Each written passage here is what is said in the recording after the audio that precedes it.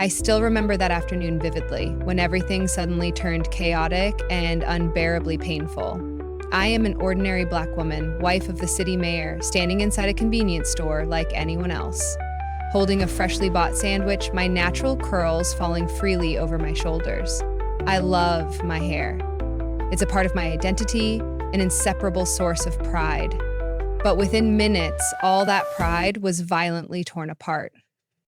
When the police officer walked in, I immediately felt watched. His gaze wasn't just a look, it was scrutinizing, as if I was committing a crime simply because of the color of my skin. "Step outside now," he said coldly, without any explanation.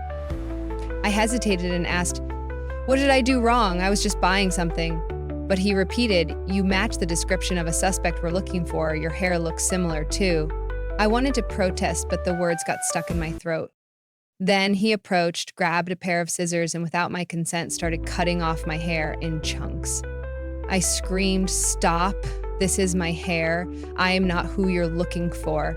But he ignored me and kept cutting mercilessly. It hurt, but worse than that, I felt my dignity ripped away. As if just because I am black, I have no right to respect. Others in the store just stood there, some shocked, others afraid to speak up. Then a well-dressed woman entered.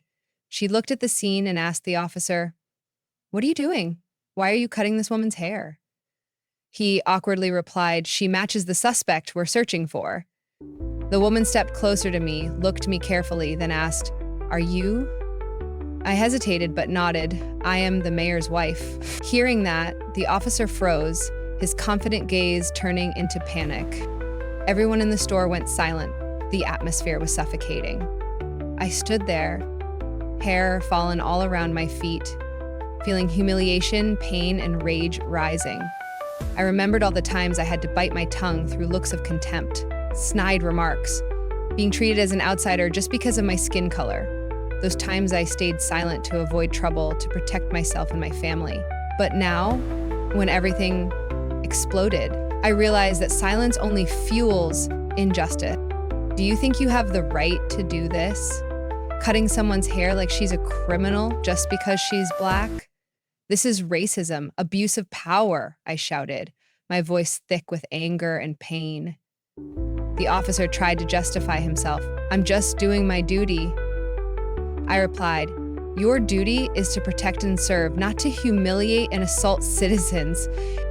The woman, the mayor's wife, turned to the officer with a sharp look. "You will be held accountable for this. I won't let this pass like so many others." I felt her support and strength, and it made me stronger than ever.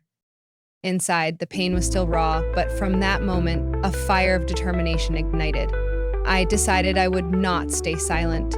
I could not let my hair, or anything that represents me, be taken away by injustice.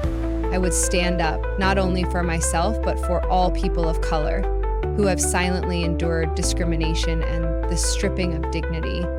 After the incident, I began sharing my story with the community and the media.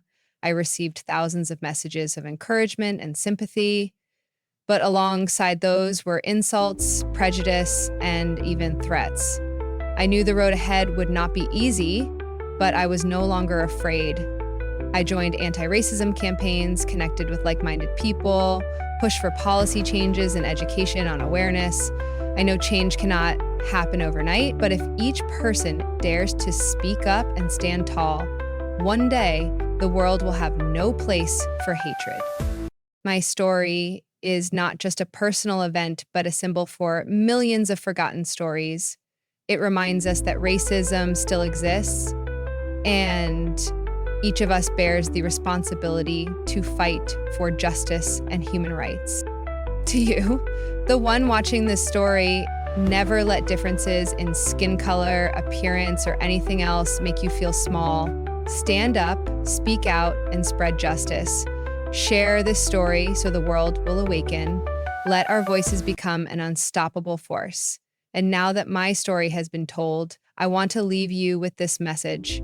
Never be silent in the face of injustice. Don't let fear or helplessness hold you back. Every voice, every small action can make a big difference. If you have witnessed or experienced racism, don't hesitate to speak out.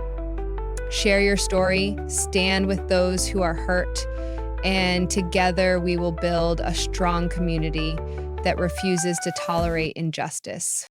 Start where you stand. Teach your children respect, empathy, and kindness. Challenge prejudices, and if you can, participate in social justice efforts. Every small act helps create a better world. And if this story touched your heart, please share it to spread the message far and wide.